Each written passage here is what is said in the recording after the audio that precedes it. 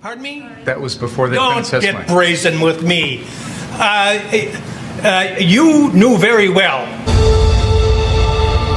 that you told police in this case over the phone. Investigator Johnson. Wait a minute, don't interrupt her question, Mr. Garth. Let her finish her question. She's asking the same question over and over. Be quiet. No, she's... Be quiet.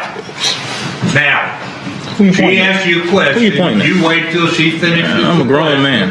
And then answer it, okay? Yeah. And she won't interrupt your answer either, because the court reporter can't take down two people at once. Is that clear? Sir? Yeah, that's very clear. All right. Now, Detective Kirkle, as we talk about compromising a crime scene, now you can confirm your knowledge of a wallet being removed, correct? Yes. But you don't know if there was other items, like a weapon, that could have also been removed from that crime scene, correct? Correct. You don't know if other item had been moved from one place and put in another place. Objection, Your Honor. There is absolutely no evidence that anything was moved. That's right. There's no evidence of that. Don't imply something, counsel, that there is no evidence of. None. There's been no evidence introduced in this case by any witness that is even close to that. That assumes facts, not in evidence. Sustained. Move on to a relevant question. Don't imply things that have not occurred and are not in evidence. Move on. I'd like to now go to State 83, please, the during video. And some people were swearing. Absolutely. And would you describe other people's demeanors as upset or angry? I don't know if you've seen anybody be killed, but it's upsetting. The answer is Yes, I was just going to object, Your Honor. as argumentative, and you can proceed. We are outside the hearing of the jury. Ms. Hanson, I'm advising you, do not argue with counsel, and specifically, do not argue with the court. Is the cameras off? Are the cameras off? No, they are not. We are on the record. Okay. You will not argue with the court. You will not argue with counsel. They have the right to ask questions. Your job is to answer them. I was finishing my answer. I will determine when your answer is done. Okay, well, And so, do not argue with the court. Do not argue with counsel. Answer the questions. Do not volunteer information that is not requested. The attorneys for the state have redirect. They can ask you questions if they think that certain things were left out. okay. It is counsel's prerogative to ask you leading questions and for you to answer those and not volunteer additional information. Okay. Are we clear on this? We're clear. Thank you. Come back tomorrow at 9:30. All right. You had your AR-15 to protect someone's property, correct? I'm going to ask you to go into the library again for a moment, please. Please don't talk about the case.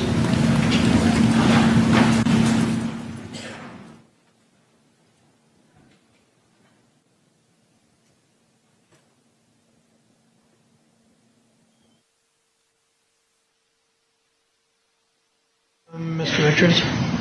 Your Honor, Mr. Binger is either forgetting the court's rulings or attempting to provoke a mistrial in this matter. He knows he can't go into this, and he's asking the questions. I asked the court to strongly admonish him, and the next time it happens, I'll be asking for a mistrial with prejudice. He's an Mr. Finger? First of all, Your Honor, this was the subject of a motion. I'm well aware of that. And the court left the door open. For me, not for you. My understanding of You should have come and asked for reconsideration. You did on the one motion, and in fact, I granted your motion for reconsideration. That was not our motion. Excuse me. I did. I granted. We did not move That to was reconsider. their motion. We have not filed any motions to reconsider in this case. That was their motion for reconsideration, which I denied. But I said I denied it, or I indicated a bias towards denial is what I did. Held it open with a bias towards denial. Why would you think that that made it okay for you, without any advance notice, to bring this matter before the jury? I was astonished when you began your examination by commenting on the defendant's post-arrest silence. That's basic law. It's been basic law in this country for 40 years, 50 years. I have no idea why you would do something like that. And it gives, well, I'll leave it at that. So I don't know what you're up to. May I respond? Yes. We filed an other acts motion on this exact issue because, in my mind, and I argued this, it is identical to what was going on the night of August 25th, in the sense that the defendant was using this exact same weapon. He was using it in a manner to try and protect property. No, he wasn't. Your Honor, with all due respect... I'm not going to rehash the motion. Yeah, that's absolutely untrue. No. Your argument's of record. My comments are of record, and why I ruled as I did is of record. There's nothing that I heard in this trial to suggest anything's changed. Even if you're correct in your assumption that you know more than I did at the time, you should have come to the court and say, I want to go into this. Why you would think that you could go into it without any advance notice to the court, I don't understand that. And as the defense is pointing out, you're an experienced trial lawyer, and this should not have been gone into. Your Honor, there have been things in this case, testimony in this case, that I believe opens the door to this. For example, the defense has introduced evidence that the defendant pointed a gun at a man wearing yellow pants because that person was on a car on the car source lot. Now, there's no justification that I can think of why the defendant would point that gun at someone. The defendant has just testified this morning that he agreed with that person in the yellow pants, that he pointed the gun at him. He said, I was joking when I said that to the guy in the yellow pants, but he said, he's acknowledged that he told the person in the yellow pants, yeah, you're right. I did point a gun at you when you were sitting on a car. He said, I did. That's what he Exactly. testified. So he's agreeing. May I finish, please? I'd like to have a chance to make a record, if I could, without being interrupted, if that's okay. He has mentioned that he's acknowledged that he's used this gun to protect property. He's also just acknowledged that he knows he can't do that. I am attempting to impeach him now with the prior August 10th incident, 15 days prior, involving the same gun, where he is threatening to use that gun to protect property.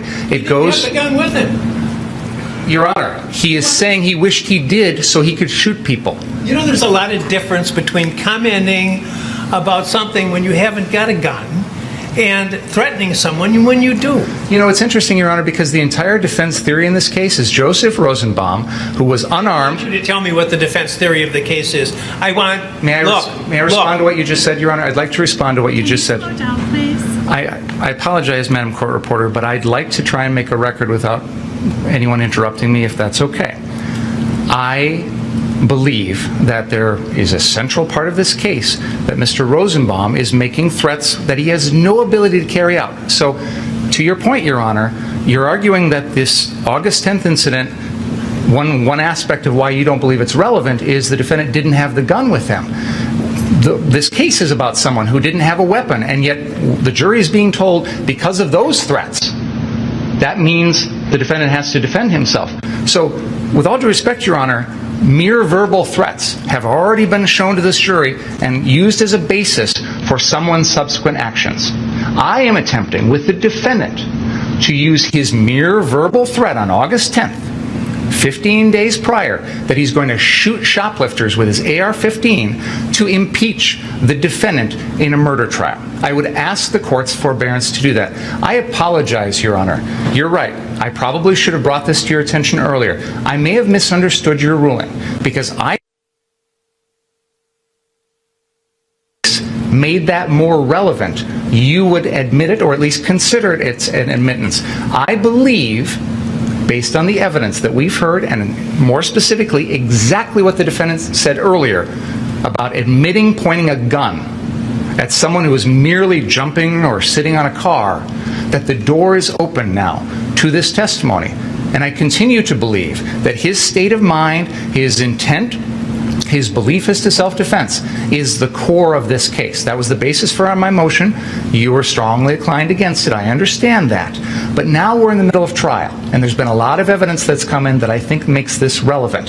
So I'm attempting to impeach the defendant on his beliefs. I believe I'm entitled to impeach the defendant on his beliefs and on his statements. I'm going to interrupt you now because you're talking about his beliefs. I think that's what they call... His statements do, Your Honor. Because he just said, can't use deadly force, can't threaten to use deadly force to protect property. So now I'm impeaching him on that. Your Honor, the court has seen no reason to change its ruling.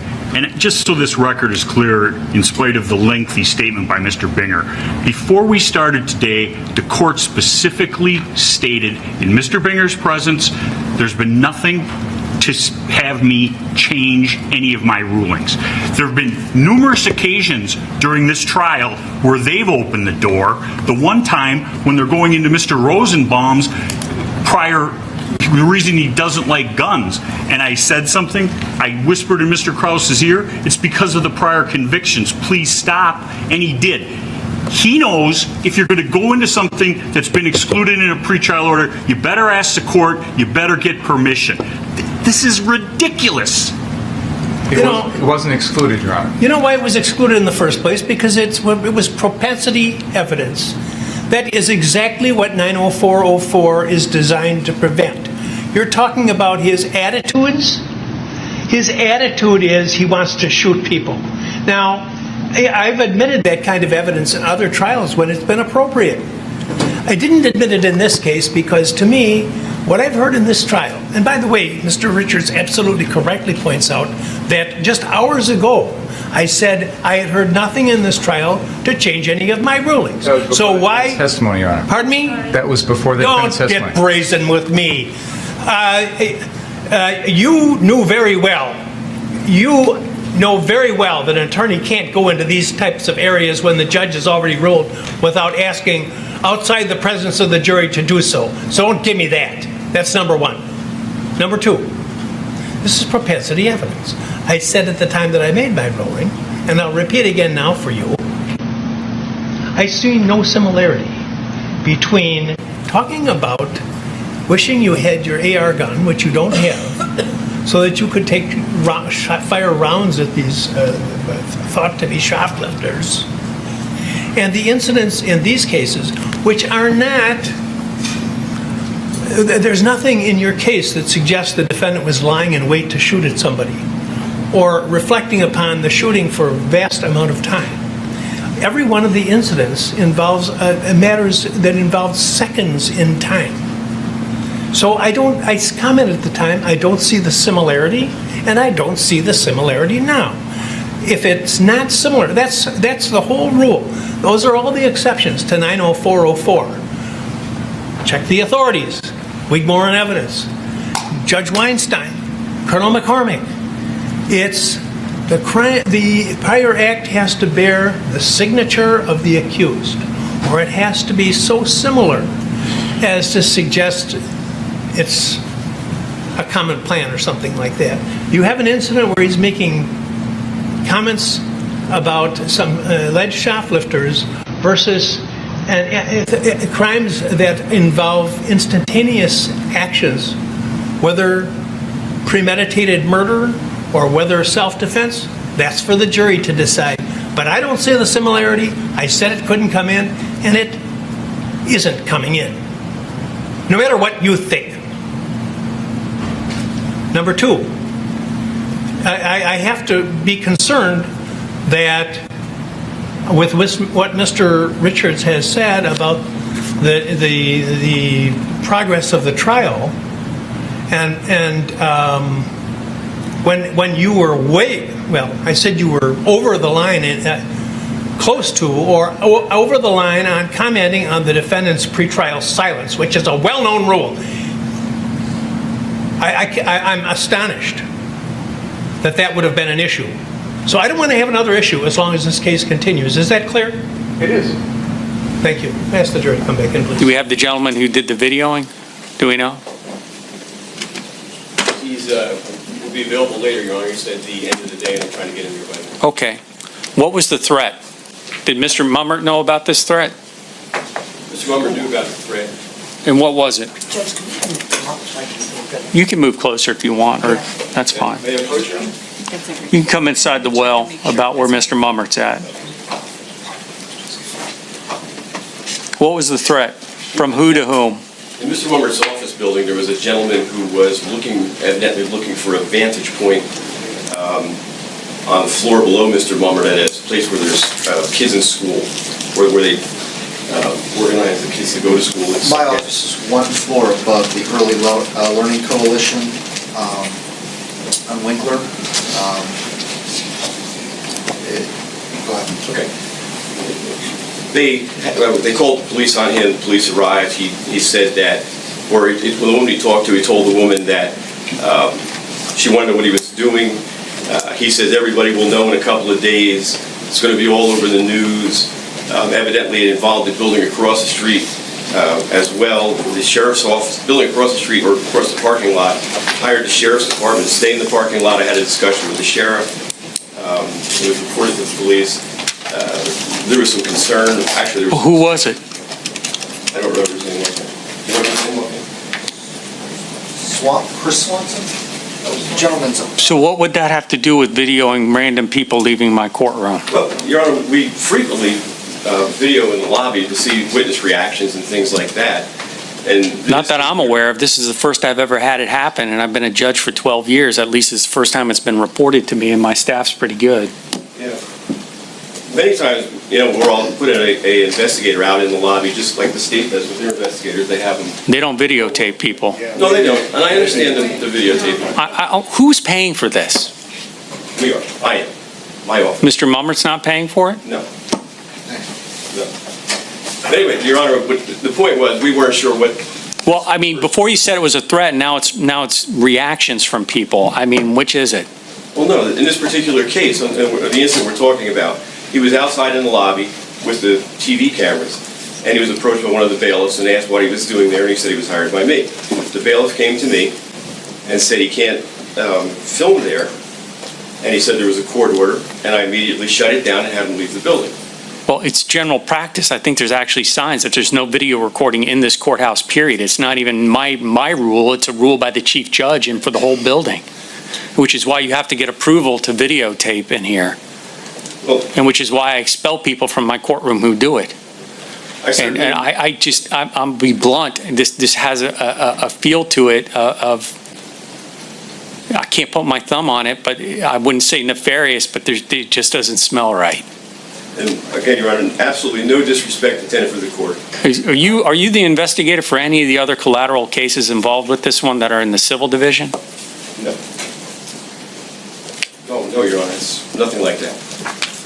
With my sincere apologies, if I thought for a moment that we were breaking any of the rules, I would have not done it. You need him for anything else in this case? No, Judge. I think you should go. Okay, thank you, Your Honor. But that other gentleman, I need to talk to him, make sure he still gets here, but I think you should leave for the rest of the proceedings in this case and any of the co-defendants. Anything further, State? Mr. Mummert?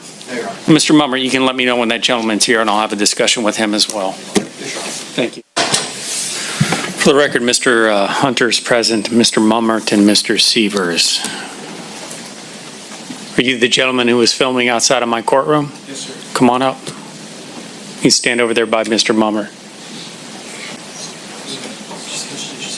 Please raise your right hand. Do you solemnly swear or affirm to tell the truth, the whole truth, and nothing but the truth in this matter here today? Yes. You can put your hand down, sir. Please state your name for the record. Anthony Roth. Are you? MOCERI. Are you under the influence of any alcohol, narcotics, or drugs here today? No, sir. Have you ever been diagnosed with a mental disorder that would make it difficult for you to understand why you're here today? I've been diagnosed with bipolar. Are you taking medication for that? Yes. Does it affect your ability to understand what we're talking about? No, sir. Sir, why were you filming outside of my courtroom? I was hired by Mr. Olson. And what specifically did he hire you to do? He was worried about, he said there's a shady character he was concerned about, and he had me monitoring the lobby of the courtroom. And that's all I know. He's a friend of mine, so I decided to come out and help him out. He give you the name of this person? No, he didn't know the name of the guy. He was a tall gentleman, tall, skinny, elderly gentleman. And did he, so he gave you a description? Yes. And did he point him out in my courtroom? Not in the courtroom, but when we were in the lobby, he was out talking to me. He said that's the guy he was concerned about. Well, I was under the impression you were filming more than one person coming out of my courtroom. Well, he also told me, he said, well, I'm there to film reactions from the witnesses leaving as well. For what purpose? I don't know. I didn't ask. Did you talk to Mr. Olson today downstairs? When I came in, yeah. I saw him down there. I think I told him to leave. Is there anything else going on in this courthouse? Trial next door. If he's not involved in that, he needs to leave the building. How much did he pay you? That's still to be determined. Okay. Have you done this kind of work for him before outside of a courtroom? Not for him, no. Okay. You can see why I'm concerned. It has almost an air of witness intimidation about it. I can see that. You do understand that there are signs out front that say you're not allowed to videotape in this courthouse unless you have permission. I was not aware of that, Your Honor. Have a good day. Thank you, sir. Nothing from the state, correct? Nothing from the state? Defense? Just, Your Honor, that this was not a request for recommendation of the defense. Noted for the record. You've paid Mr. Olson for services in this case? The JAC has paid Mr. Olson. That's going to be scrutinized. Okay. Anything else from the state? Judge, only because I heard the court's order. I exchanged pleasantries with Mr. Olson on the first floor as I was coming up just now. And so I'm just informing I'm just the court. surprised he's here. I told him to leave this floor in this courtroom, and if there's no other business that he's here for, I'm a little befuddled by why he would be here. He was on the phone. I said hi. He said hi back, and I got on the elevator. Okay. Anything else from the defense? No, Your Honor. We're in standby again. We'll go off the record. Mr. Olson, Yes, Your Honor. why were you having people taped outside of my courtroom the other day? We were concerned about a threat that had been made a couple of days before Thanksgiving. What would that have to do with taping people coming outside of my courtroom, including witnesses? You didn't have permission, did you? I was not aware, Your Honor, there was not permissible. There was some suspicious activity on that side over there. I just asked my guy to record who was coming out of the building. How many people did you record? I don't know, Your Honor. I have not seen the video.